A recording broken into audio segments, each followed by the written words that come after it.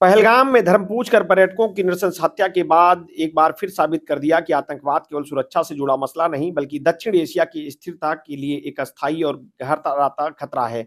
इस हमले के बाद भारत द्वारा शुरू किया गया ऑपरेशन सिंदूर किसी एक घटना की प्रतिक्रिया भर नहीं था, बल्कि ये उस बदले हुए रणनीतिक दृष्टिकोण का संकेत था जिसमें भारत अब सीमा पार आतंकवाद के खिलाफ निर्णायक सैन्य कार्रवाई से पीछे हटने वाला नहीं है।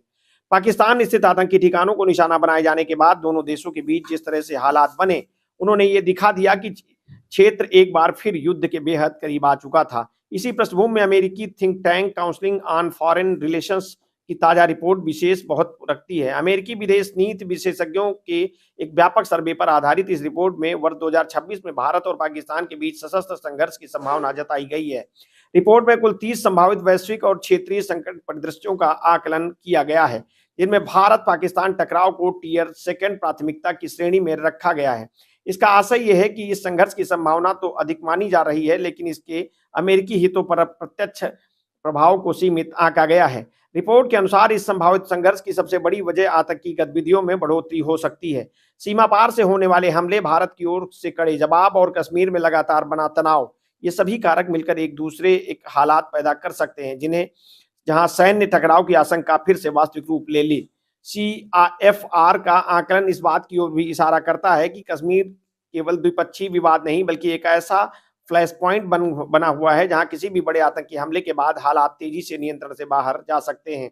रिपोर्ट में यह भी रेखांकित किया गया है कि पाकिस्तान की आंतरिक स्थिति और उसकी आतंकवाद से जुड़ी रणनीति इस पूरे परिदृश्य में अहम भूमिका निभाती है। जब तक आतंकी ढांचे पर निर्णायक कार्रवाई नहीं होती, तब तक भारत पाकिस्तान संबंधों में स्थायी सुधार की संभावना बेहद सीमित बनी रहेगी। ऑपरेशन सिंदूर जैसे अभियानों ने यह संकेत दिया है कि भारत अब केवल कूटनीतिक दबाव या अंतर्राष्ट्रीय मंचों तक सीमित नहीं रहना चाहता, बल्कि जरूरत पड़ने पर सैन्य विकल्प अपनाने के लिए भी तैयार है। CFR की इस रिपोर्ट में टियर थर्ड श्रेणी के तहत पाकिस्तान और अफगानिस्तान के बीच संभावित सशस्त्र संघर्ष का भी उल्लेख किया गया है।